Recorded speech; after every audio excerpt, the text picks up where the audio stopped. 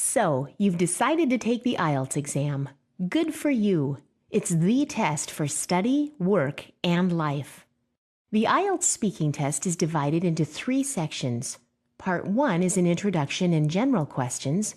Part 2 is the long turn, and Part 3 is an analytical discussion.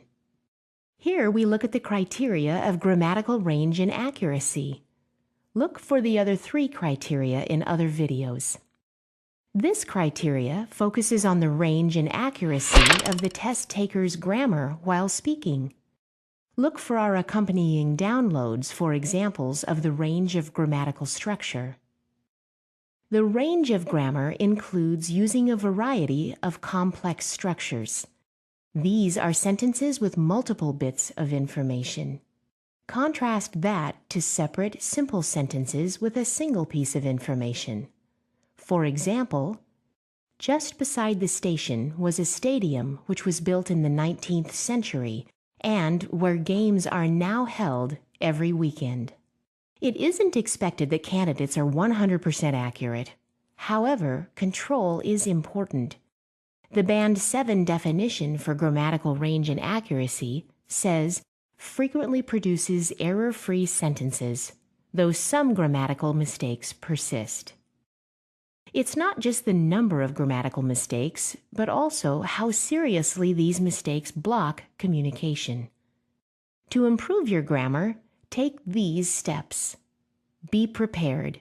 Make sure that you know the speaking test format and what type of questions to expect in each section. Many tasks in Part 2 of the IELTS speaking test relate to the past, so you most likely use past tenses. Ensure you know the past tenses of common verbs. Some questions in Part 3 ask you to speculate about the future, so use the right tenses in the answers to reflect this. Look out for the British Council's Johnny Grammar apps and videos that can help explain the commonly used tenses for you. Practice. Particularly think about the tenses you use. Ensure these relate to the questions. If the question asked is, "What did you do at work today?" the main word here is did, which is in the past tense, so your answer should be in the past tense too. For example, today I wrote a business brief. Don't worry if you realize you've made a mistake. It's okay to correct yourself. Record yourself speaking and listen to identify errors. IELTS results range from band scores of 1 to 9.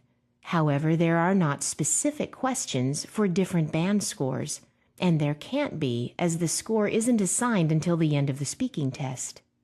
Also, remember there are no quotas for IELTS band scores. Each individual is scored on their own merits. For more information, please see the other speaking test videos: Fluency and Coherence, Lexical Resource and Accuracy, and Pronunciation.